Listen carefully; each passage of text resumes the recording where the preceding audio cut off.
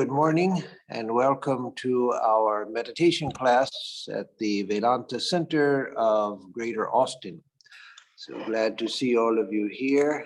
And as always, before I begin the actual guided meditation, I will give an introduction about meditation. And today I thought I would give a guided meditation on the use of mantra.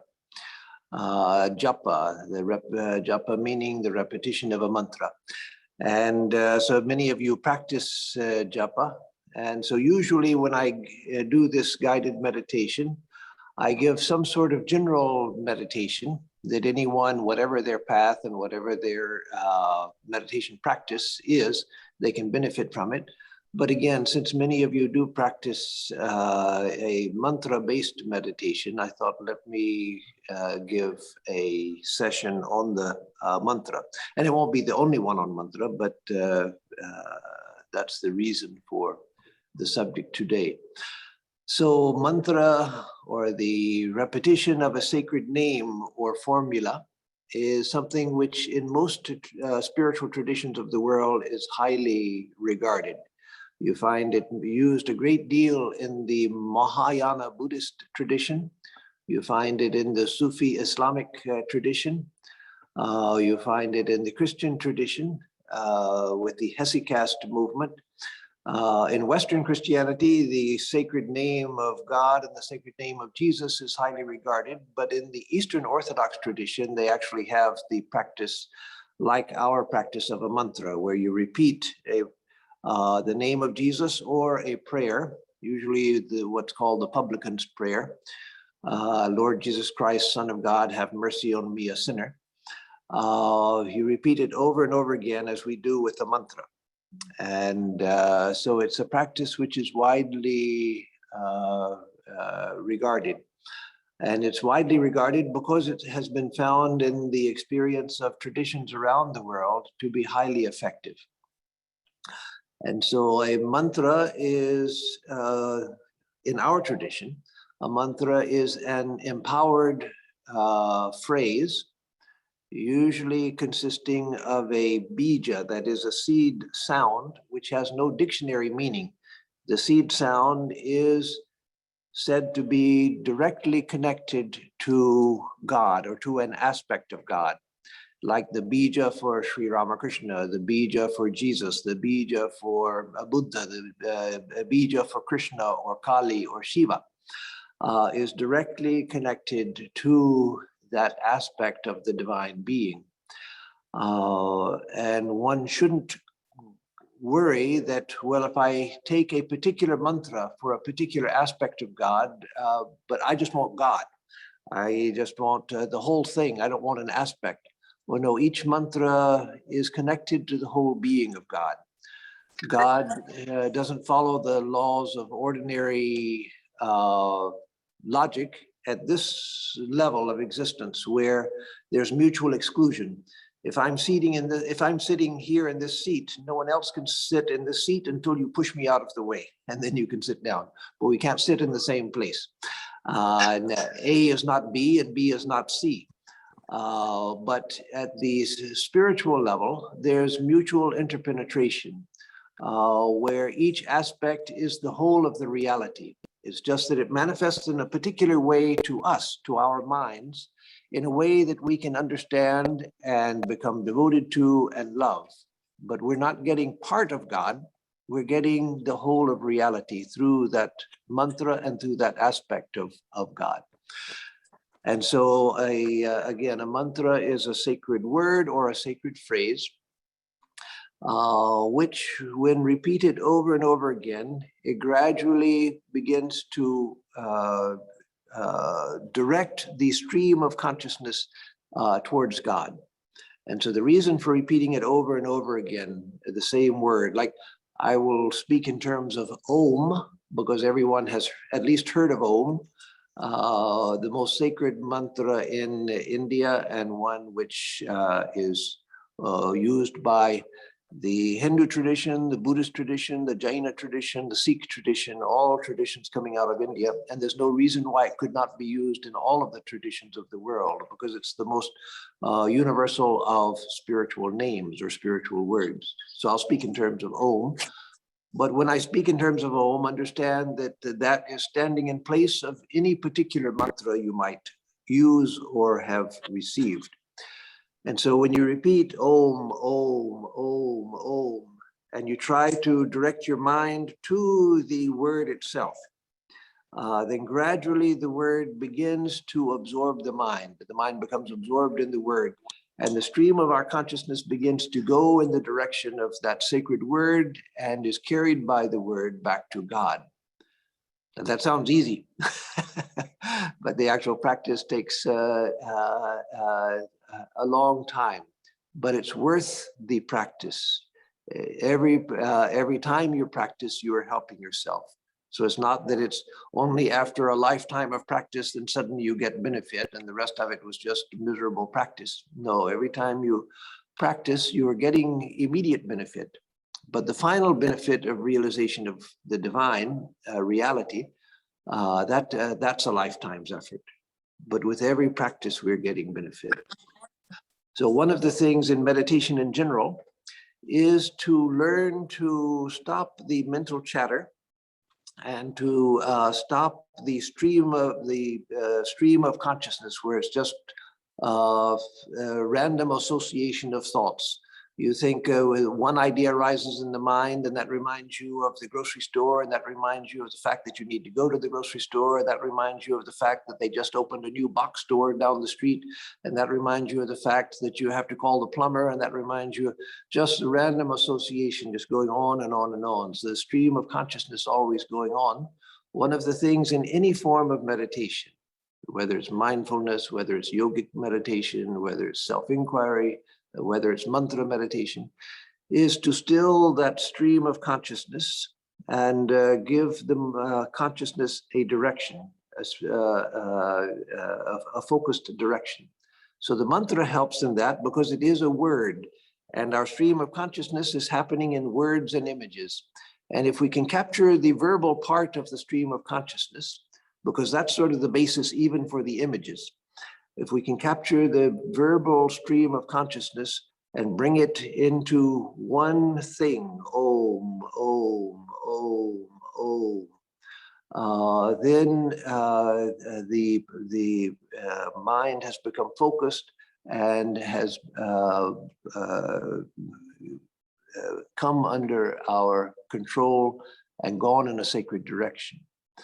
So a mantra also, because it's a word, but it is also a sound, a word being a particular type of sound, a sound that has meaning.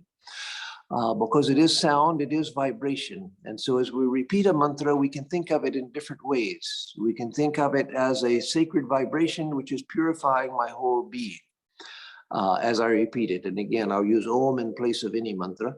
Om, Om, Om, just thinking of the sound and the vibration, and that it's purifying my whole being, physical and mental. It's also a prayer rising from the heart, because a mantra is a name of the divine reality. And so with each repetition, I am calling out to God. What is the best way to capture someone's attention in a crowd when there's lots of noise, say at a party or a sporting event or something where there are lots of people and lots of noise? If you want to capture somebody's attention that's some little ways away from you, you call out their name and it captures their attention. And so by calling out the name of the divine reality, we don't need to capture the divine reality's attention, but it's capturing our attention onto the divine reality.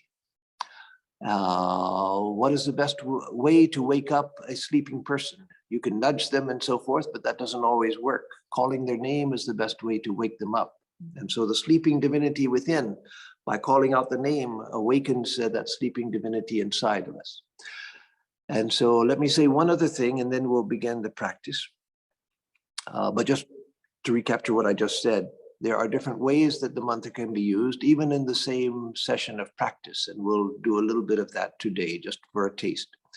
But one other thing about the mantra is that after long practice, it begins to awaken. And so that's what we seek, is for the mantra to begin to repeat itself, and it becomes sort of our default mental activity. So when we sit down after hard work and want to relax for a little while, the mantra automatically begins to fill the mental space and so forth. So that's what we want to work towards, so that the mantra becomes our default mental state. So let's begin the guided meditation, and this will just be a taste and an instruction at the same time in some of the aspects of the mantra.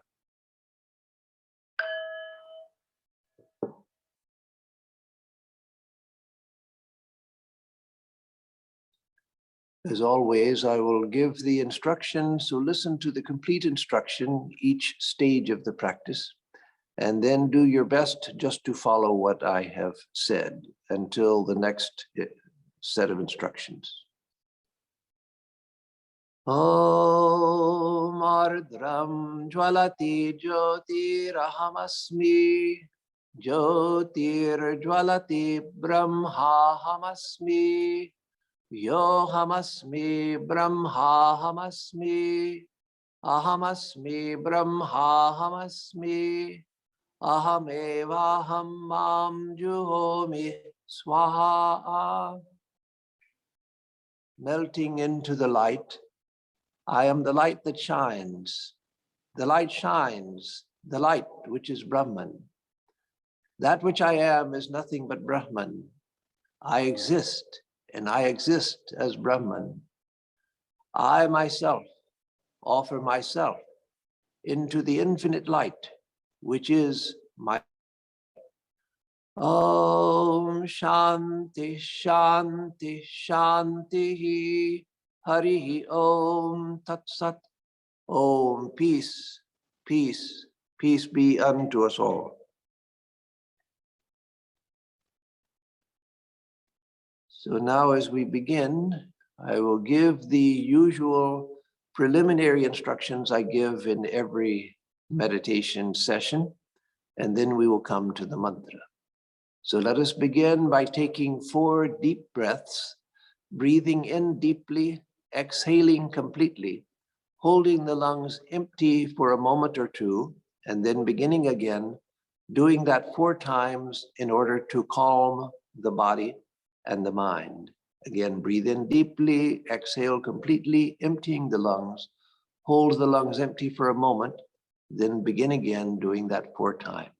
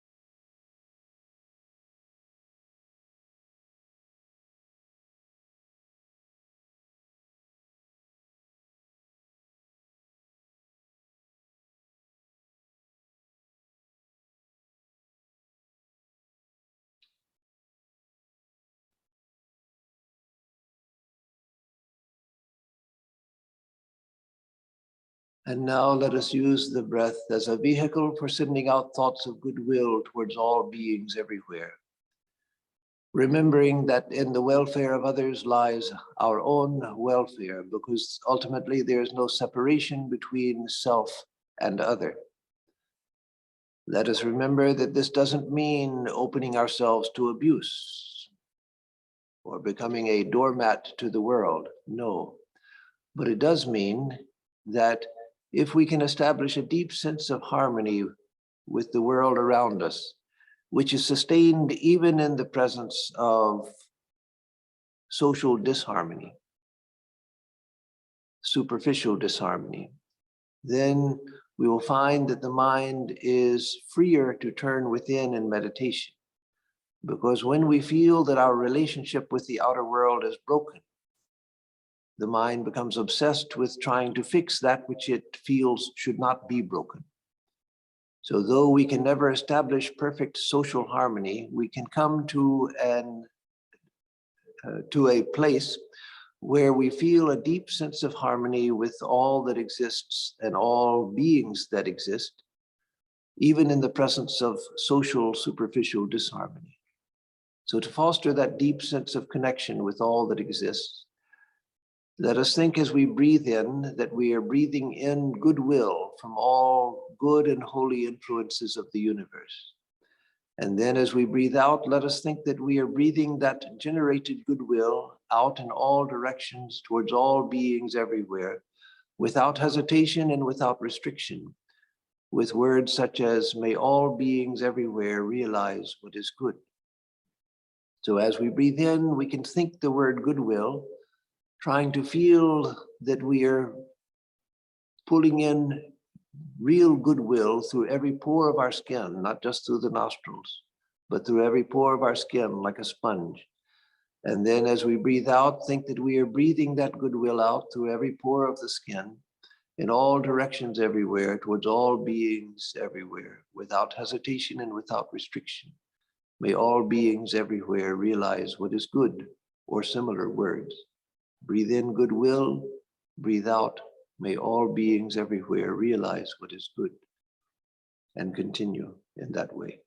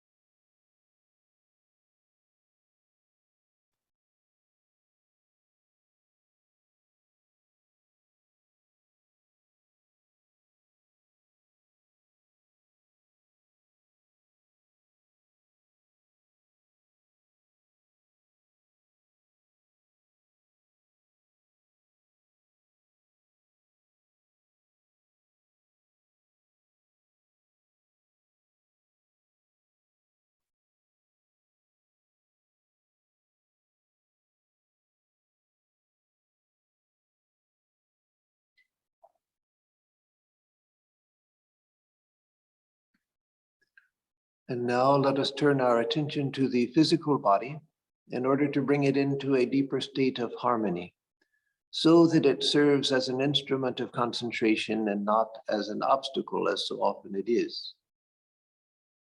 Let us think of each part of the body, starting from the toes and working up gradually to the top of the head, picturing each part of the body in the mind's eye as pure, perfect, and full of light, no matter what its actual condition might be. Picture it as full, pure, perfect, and full of light.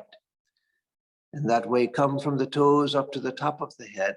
And after coming to the top of the head, picture the whole body at once as pure, perfect, full of light, as a God-given instrument for the realization of truth in this very life. So again, starting from the toes, picture each part of the body as pure, perfect, full of light, moving from the toes gradually up to the top of the head, and then the whole body at once.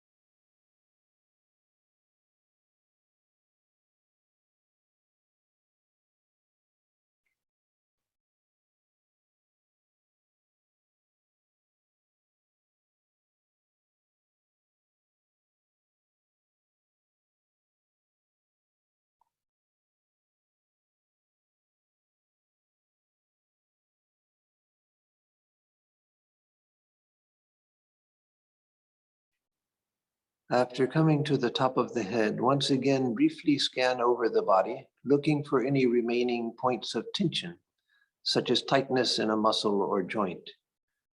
Bathe any such area of tension in the light of your awareness, as it were, and feel that it is relaxing and coming into harmony with the rest of the body, and then return to picturing the whole body at once as pure, perfect, and full of light.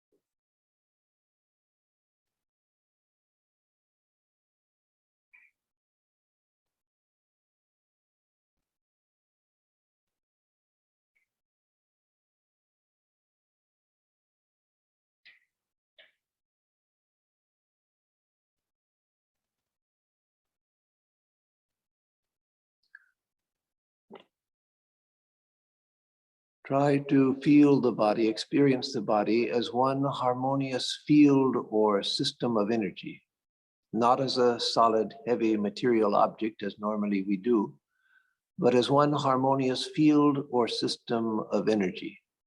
That is, when we're not looking at the body, the eyes are closed, we have a sensation of the body's presence.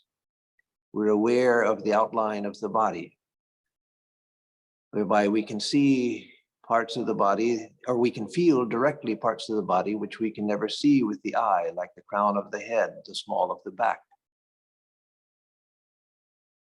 That sensation of the body's presence that we have when the eyes are, especially strongly when the eyes are closed, is the direct experience of the body as a field or system of energy. But normally we superimpose on that sensation of the body's presence the ideas of the body's solidity, heaviness, materiality, etc. Try to feel it just as sensation, that almost vibratory feeling of the body's presence. In fact, it is a vibratory sensation of the body's presence.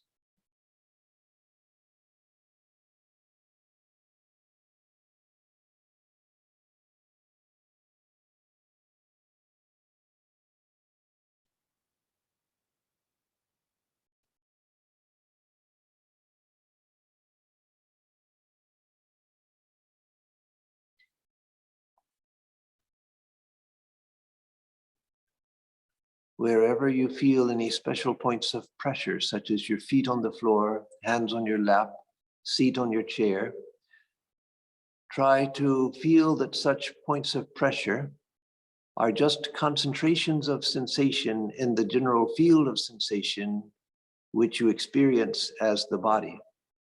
That is, don't interpret the sensation as my solid feet pressing against the solid floor, my solid hands pressing against my solid lap. Feel it just as concentrations of sensation in the general field of sensation, which is the body. And gradually that sense of the solidity of the body begins to dissolve, and you feel as if you were practically weightless and floating.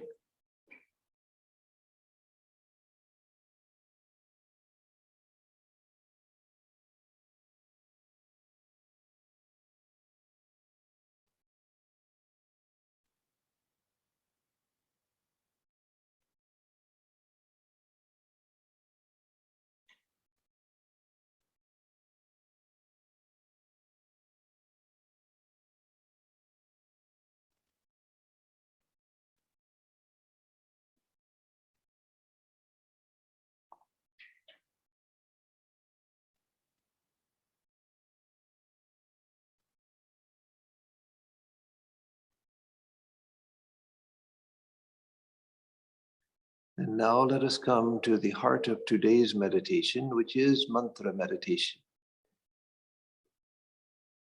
Those of you who have a mantra that you use, that you're used to practicing, use that. Those who don't have a mantra or not accustomed to the practice of mantra, you may use Om, or you may say Om and then the name of some particular aspect of God that you are especially fond of. Like you can add Om to the name of Jesus or Ramakrishna or Buddha or Shiva or Kali or Krishna, etc. So again, if you have a mantra, use that. If you don't, use either just Om, which doesn't need anything else.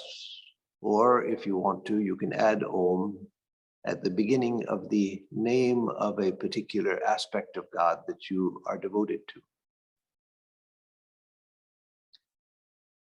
Now in mantra meditation, it's helpful to say the word or phrase rhythmically, because everything in the universe is vibratory by nature. That's not just New Age thought, that's scientific thought. Everything is vibratory by nature. Everything is wave-like in nature. And so the mind itself, where our thoughts are waves in the lake of the mind, our thoughts are vibratory as well. And so rhythm has a profound influence over us, over the mind, over the body. And so by saying the mantra rhythmically, it has a greater effect on the mind and body. To establish a speed and a rhythm which is comfortable. Not too fast, not too slow for you, but that's different for each person. Just a rhythm which is comfortable, which you can sustain. And so again, as an example, I'll say, oh, oh, oh, oh, oh. But it could also be, oh, oh, or it could be, oh, oh, oh, oh, oh. So you establish a rhythm, a speed, which is comfortable for you and sustainable. And that you just play with, you just experiment with. Don't get obsessed over trying to find the right rhythm, just do something and gradually the right rhythm will establish itself. Think also as you repeat the mantra that it's coming from the depths of your heart. It is coming up from the depths of your heart. That doesn't mean the blood pumping organ, but the lower center of your chest. It is coming up from there like a fountain of sacred sound. So yes, you are mentally creating that idea, thinking by an act of will that it is coming and imagining that it is coming from there. But eventually that's an actual experience. When the mantra awakens, that's where it comes from. When the mantra begins to repeat itself, that's where it comes from. So these things, repeating the mantra rhythmically and thinking that it rises from the depths of the heart, the lower center of the chest, are helpful because they are part of the actual experience which happens when the mantra goes much deeper after long practice. So now we will begin the practice of the mantra. Each person thinking it to themselves and thinking that it's, or establishing a rhythm and thinking that it's rising from the depths of the heart. And at first, there'll be several stages to this, but at first, just try to establish the repetition, just get the repetition going mentally. And then I will give some more instruction, just to give a taste of some of the aspects of mantra repetition. So now just get started and repeat it mentally rather than verbally, though you can move your lips if that's helpful.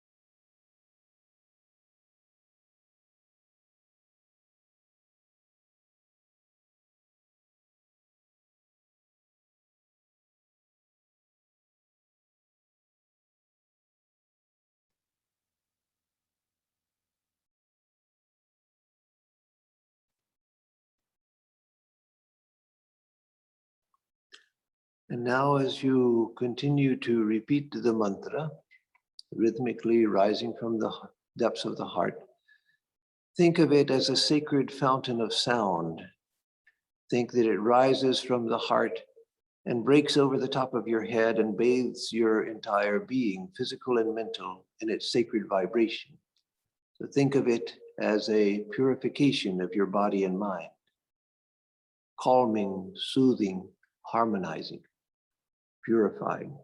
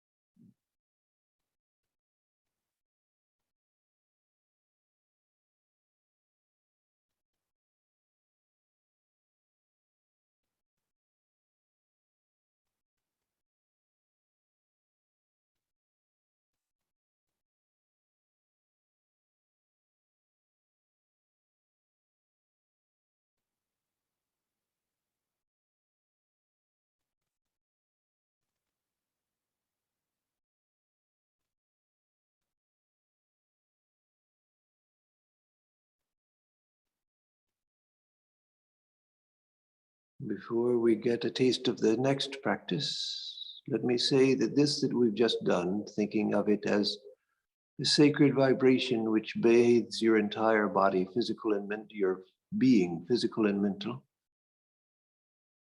is helpful whenever you feel, you can do it at any time, but especially at times when you feel anxious, at times when you feel vulnerable, if you're in a place that you really don't want to be and you feel a bad influence from others or your surroundings, and you want to protect yourself. In any of those situations, as well as others, it's helpful. Now, a similar practice, again, thinking that the mantra arises from the depths of your heart as a sacred fountain of sound. Think of some particular quality, whether you think of it in terms of virtue or just more neutral quality, spiritual quality that you want to develop, you would like to focus on, you would like to have, identify with.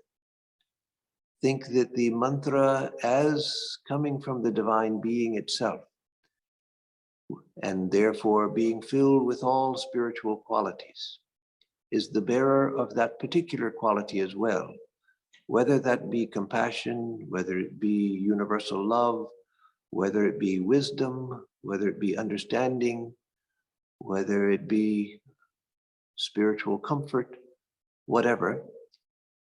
Think that the mantra is the bearer of that quality and recite it as before, but think that it is bearing that particular quality, bathing your mind and body in that particular quality, and continue with that for some time.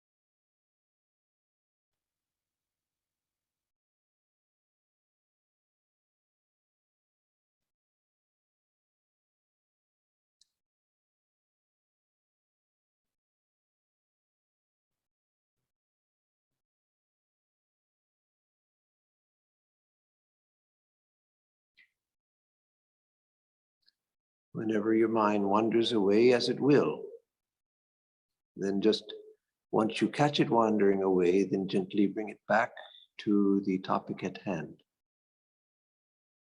Don't get frustrated by the fact that the mind wanders, because that's everyone's experience.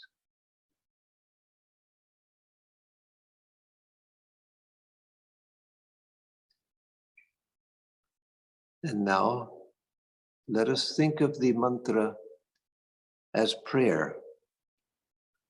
Everyone prays, even the atheist prays, not to God, but to the universe, to nature, to whatever will hear at times of vulnerability.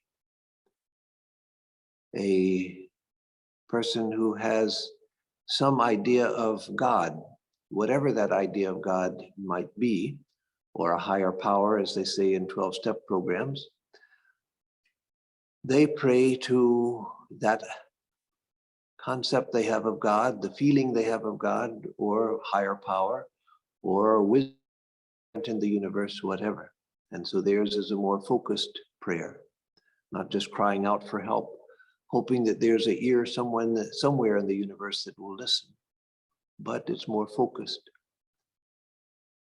And so now for some time, repeat the mantra again, rising from your heart, but rising as a prayer. It can be a prayer for wisdom, a prayer for guidance, a prayer for the awakening of the mantra, a prayer for light, whatever. But just think of the mantra as a calling out to the divine, however you think of the divine, a calling out in prayer. It doesn't even have to be for a particular quality or idea as light or guidance or whatever, just a calling out because of our existential need.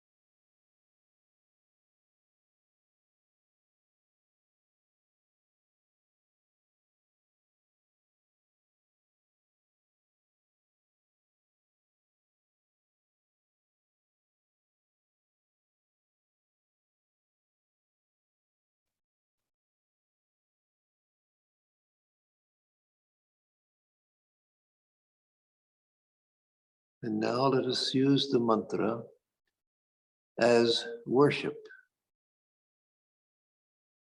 What in the Christian tradition they might call a prayer of praise or a prayer of thanksgiving.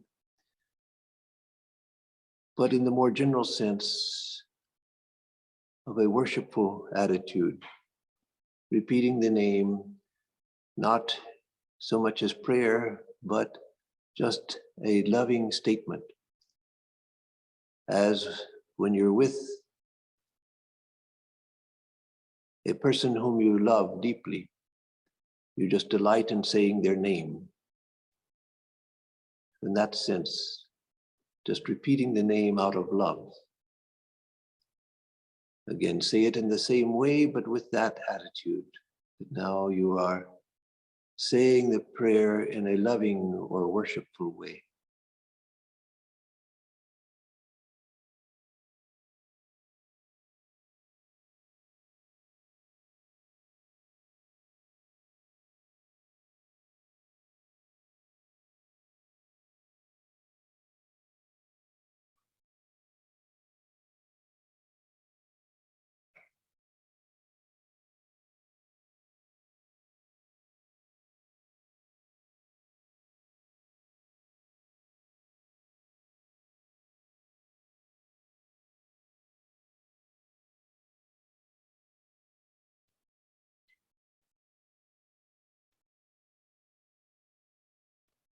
Taking a cue from the Hindu tradition where flowers are used as offerings of love to God. With each repetition, when you're doing it as worship, if you like, you may think of the mantra as a flower that you are offering to the beloved each time you recite the mantra.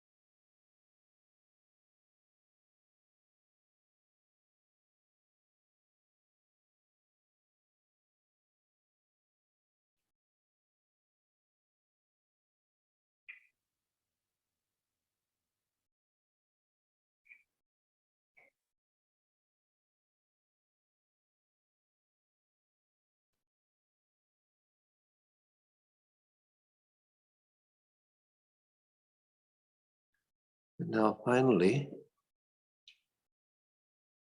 before we bring the meditation to a close, a very simple practice with the mantra, which we may come back to again and again when we feel somewhat dry or don't feel the enthusiasm to do one of the practices I've just given, and there are other practices besides what I've given, of course.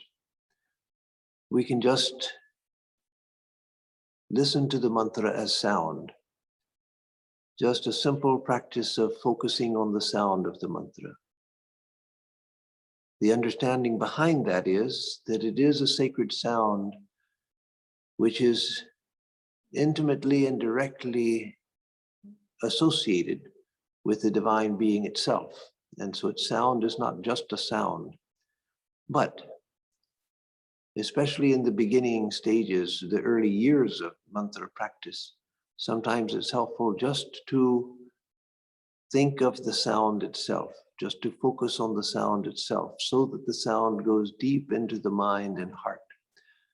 And at that time, unless it comes naturally, we don't have to think of anything else about the mantra. Just think of it as sound, trying to focus on the sound, focus on the syllables, or if it's just Om, the syllable. So just repeat it now for some time, just focusing on it, on the mantra as sound. Absorbing, trying to absorb your mind just in the sound, driving the sound of the mantra deeper into your mind and heart.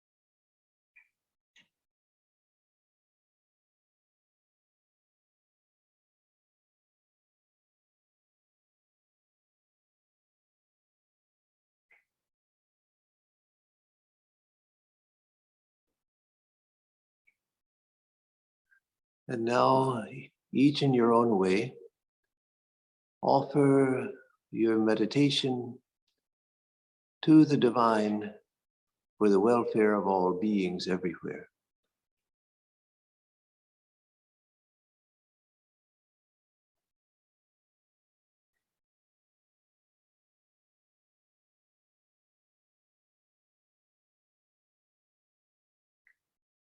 And now, in closing, I'll say the Gayatri Mantra 3 times. First, I'll give the English, then chant it in Sanskrit 3 times, and then recite it once in English again.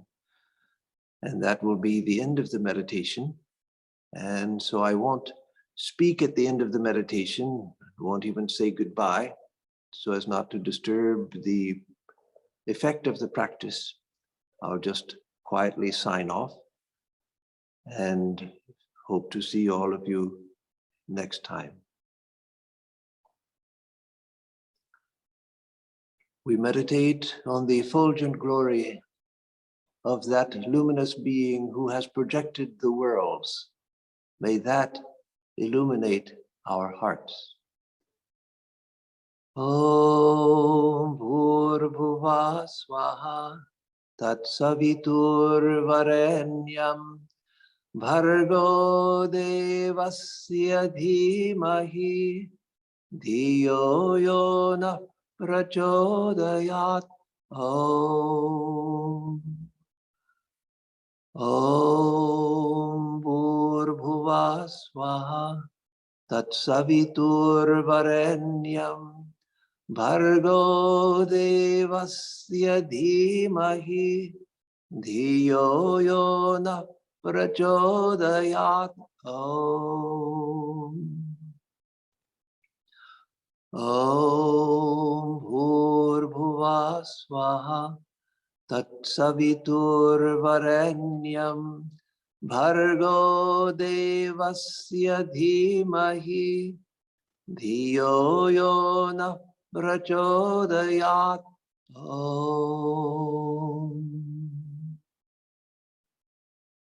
We meditate on the effulgent glory of that luminous being who has projected the worlds. May that illuminate our hearts. Om.